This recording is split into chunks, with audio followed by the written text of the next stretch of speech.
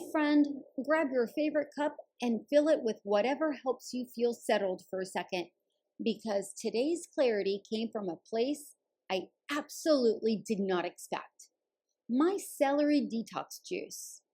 I know, wild, but stay with me. I promise it's going somewhere. So a while back, I was in my kitchen prepping my celery juice, my go-to for an internal digestive rinse. Basically, it helps take away the bloat when I've been on the go for far too long. And it also helps move things along and out, if you catch my drift. It's one of those little rituals I do to take care of myself from the inside out. Back when I first started making it, I didn't have a juicer. I had my little Ninja Bullet, the ride or die kitchen buddy for people who are trying to be healthy but haven't fully committed to buying the fancy equipment yet. I still have mine, by the way. So I'd blend the celery. I pour the mush into a strainer, and then, here's the glamorous part, I'd push the pulp down with the back of a spoon to squeeze out whatever juice was hiding inside. And I mean every drop. I treated that pulp like it was holding secrets. It was messy, it was slow, and it felt like I was doing a lab experiment on my countertop. But the juice, wow, it was potent and strong. And the crazy part, within a week, the dark circles under my eyes were practically gone. My skin looked as awake as I felt. Like I say, happy gut, happy skin. Then, out of nowhere, I received a juicer in the mail. I thought Amazon had made a mistake, but no. The box, in fact, had my name on it. My cousin Iris, the queen of thoughtful gifts, sent it to me. She saw my post on celery juice detox and thought it would come in handy. Yeah, well, I was surprised, overjoyed, a little dramatic about it if I'm being honest, because who in this day and age randomly sends things because they thought of you?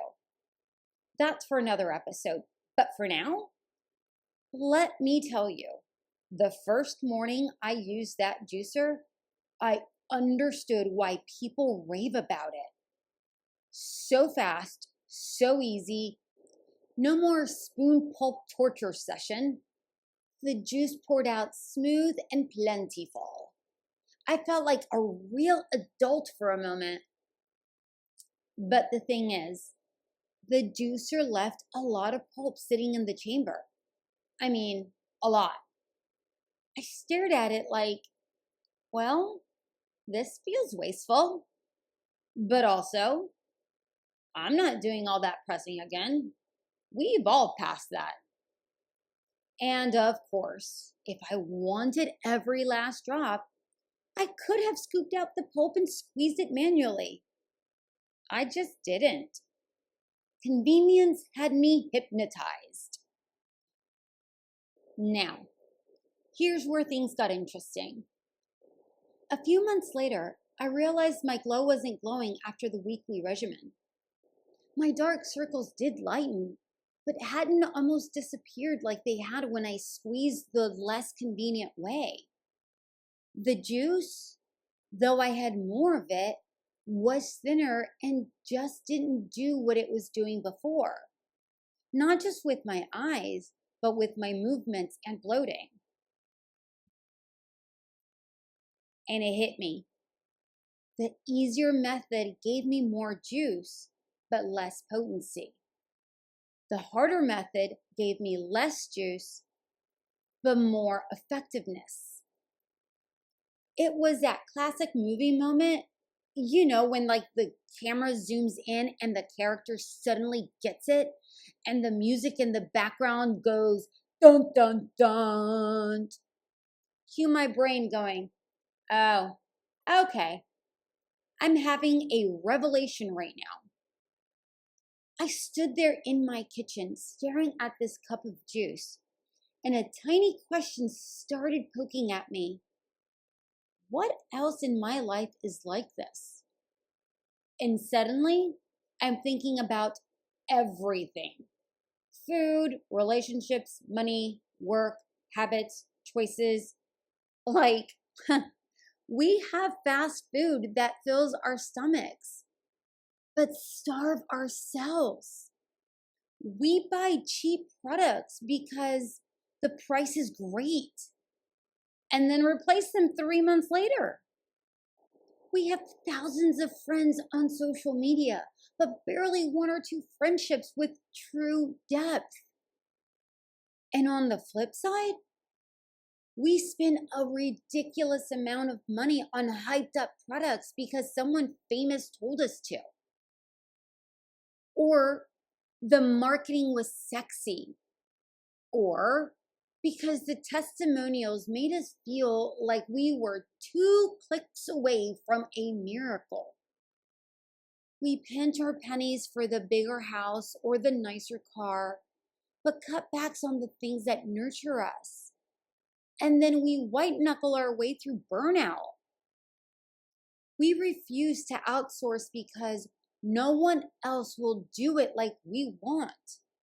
So we juggle everything ourselves until we're exhausted or resentful. And of course, we call it being responsible, but is it? Sometimes convenience robs us. Sometimes premium robs us. And sometimes we rob ourselves by trying to do everything. So I sat with it. And the more I thought about it, the more I realized neither the juicer nor the strainer was wrong. The slow method wasn't morally superior. The fast method wasn't morally flawed. It wasn't about right versus wrong. It was about discernment, choosing what actually matters, choosing what actually is effective for you, choosing where convenience is helpful, and where it quietly dilutes the very thing you're trying to nourish. And that's when the third option showed up in my mind.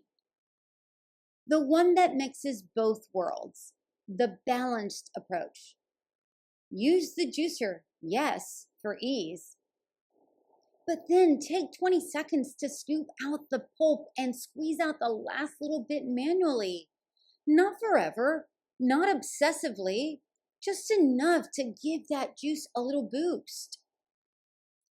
And then my brain was like, oh, this applies to everything. Buy quality for the things you use daily, things tied to your well-being, things that genuinely matter. Save money or skip entirely on things that don't move the needle for you. Outsource when it protects your energy.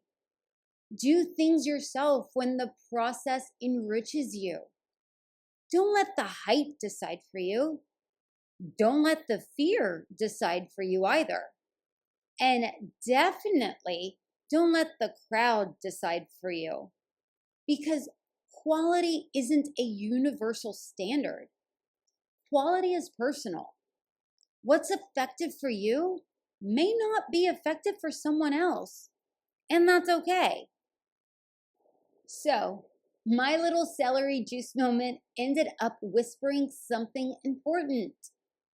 Not everything convenient is low quality. Not everything hard is high quality. Life isn't that clean cut.